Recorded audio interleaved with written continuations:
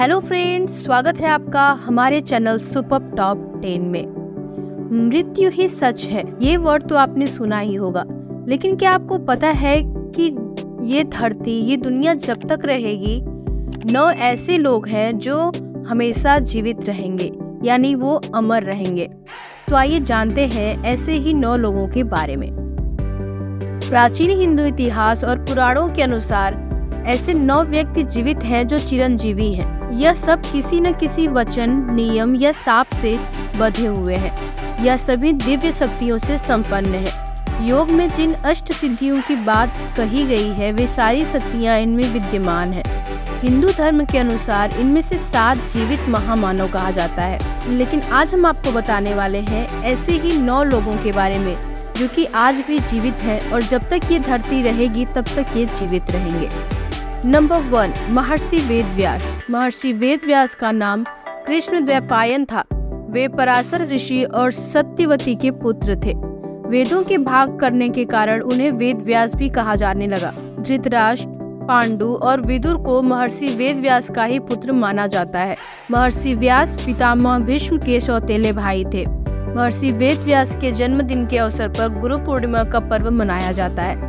कहते हैं कि ऋषि वेदव्यास काली काल के अंत तक जीवित रहेंगे। माना जाता है कि महाभारत युद्ध के बाद बहुत समय तक सार्वजनिक जीवन में रहे और उसके बाद वह तप और ध्यान के लिए हिमालय की पर्वत की श्रृंखलाओं में लौट गए थे, लेकिन कहा जाता है कि वो अभी तक जीवित है। नंबर 2, महर्षि परशुराम। वैसे परशुराम तो रामायण के काल के पहले से ही जीवित है। इनके पिता का नाम जमदग्नि और माता का नाम रेणुका था। रामायण में परशुराम का उल्लेख तब मिलता है जब भगवान श्री राम सीता स्वयंवर के मौके पर शिव का धनुष तोड़ देते हैं। तब परशुराम यह देखने के लिए सभा में आते हैं। महाभारत में परशुराम का उल्लेख पहली बार जब मिलता है जब वे भीष्म पितामह के गुरु बने थे और एक प्रसंग के अनुसार उनका भीष्म के साथ युद्ध भी हुआ था। दूसरा जब वे भगवान श्री कृष्ण को सुदर्शन प्रदान करते हैं और तीसरा जब वे कर्ण को ब्रह्मास्त्र की शिक्षा देते हैं। मान्यता है कि परशुराम अभी भी चिरंजीवी ही है। कठिन तप से प्रसन्न होकर भगवान विष्णु ने उन्हें कल्प के अंत तक तपस्यारत भूलोक पर रहने का वर दिया था। नंबर 3, महर्षि दुर्वासा। महर्षि दुर्वासा के बारे में भी सभी जानते हैं कि वो कितने क्रोधित ऋषि थे।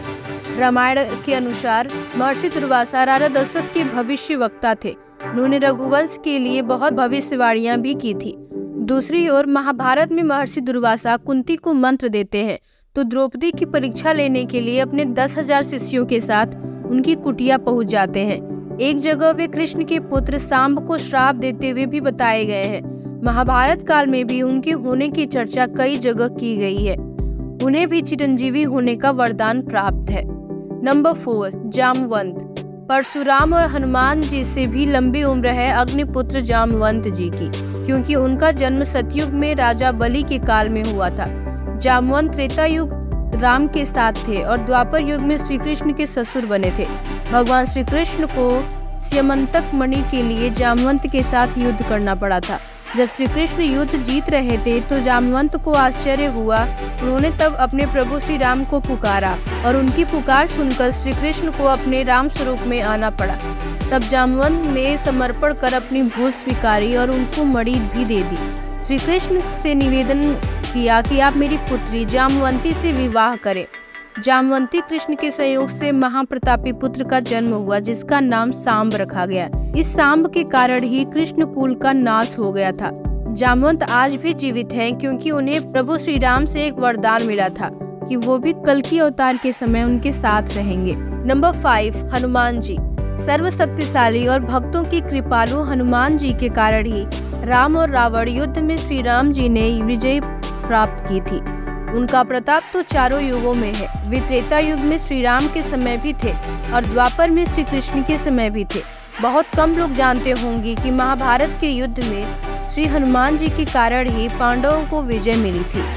अर्जुन और श्री कृष्ण को उन्होंने उनकी रक्षा का वचन दिया था, तभी तो वे उनके रथ के ध्वज पर विराजमान हो गए थे। हनुमान जी को भी अमर होने का वरदान प्राप्त है। नंबर 6, मयासुर। रावण की पत्नी मंदोदरी के पिता अर्थात रावण के ससुर थे। देवताओं के शिल्पी विश्वकर्मा थे और असुरों के शिल्पी मयासुर थे। मयासुर ने रामायण काल में कई विशालकाय भवनों और शस्त्रों का निर्माण किया था। यह ज्योतिष, वास्तु और शिल्प के प्रकांड विद्वान थे। इसका मतलब मयासुर सतयुग में भी थे। मयासुर ने ही महाभारत में युधिष्ठिर के लिए सभा भवन का निर्माण किया, जो मय सभा के नाम से प्रसिद्ध हुआ। इस सभा के वैभव को देखकर दुर्योधन पांडवों से ईर्ष्या करने लगा था और कहीं न कहीं यह ईर्ष्या महाभारत में युद्ध का कारण भी बनी थी। मयासुर ने द्वारका नगरी के निर्माण में भी अहम भूमिका निभाई थी। मयासुर आज भी जिंदा है, उनको अमर का वरदान मिला है। नंबर 7, अश्वत्थामा। अश्वत्थामा द्रोणाचार्य के पुत्र और रुद्र का अवतार थे। अश्वत्थामा को संपूर्ण महाभारत के युद्ध में कोई हरा नहीं सका था। हालांकि इसमें संदेह है कि अश्वत्थामा आज भी जिंदा है या नहीं, क्योंकि भगवान श्री कृष्ण ने उन्हें 3000 वर्षों तक शरीर भटकने का श्राप दिया था। कुछ लोग भविष्य पुराण के हवाला देकर कहते हैं कि वे कलयुग के अंत में जब कल की अवतार होगा तो उनके साथ मिलकर धर्म के खिलाफ लड़ेंगे। नंबर 8, कृपाचार्य। महाभारत के अनुसार कृपाचार्य कौरवों और पांडवों के कुलगुरु थे। कृपाचार्य गौतम ऋषि के पुत्र हैं और उनकी बहन का नाम है कृपि। कृपि का विवाह द्रोणाचार्य से हुआ था। कृपाचार्य अश्वत्थामा की मामा थे। महाभारत युद्ध में कृपाचार्य ने भी पांडवों के विरुद्ध कौरवों का साथ दिया था। कृपाचार्य की गणना 7 चिरंजीवों में की जाती है, जिनमें विभीषण, राजा बलि भी शामिल है। नंबर 9, ऋषि मार्कंडेय। भगवान शिव के परम भक्त है ऋषि मार्कंडेय। इन्होंने शिव जी को तप कर प्रसन्न किया और महामृत्युंजय मंत्र सिद्धि के कारण चिरंजीवी बन गए। मार्कंडेय ऋषि वनवास के दौरान युधिष्ठिर को रामायण सुनाकर धैर्य रखने की सलाह देते हैं। दूसरी ओर महर्षि जैमिनी के मन में महाभारत, कृष्ण और उसके युद्ध को लेकर कुछ संदेह था, तो मार्कंडेय ऋषि ही उनके संदेह का निवारण करते हैं। मार्कंडेय ऋषि को भगवान शिव से चिरंजीवी होने का वरदान मिला हुआ है।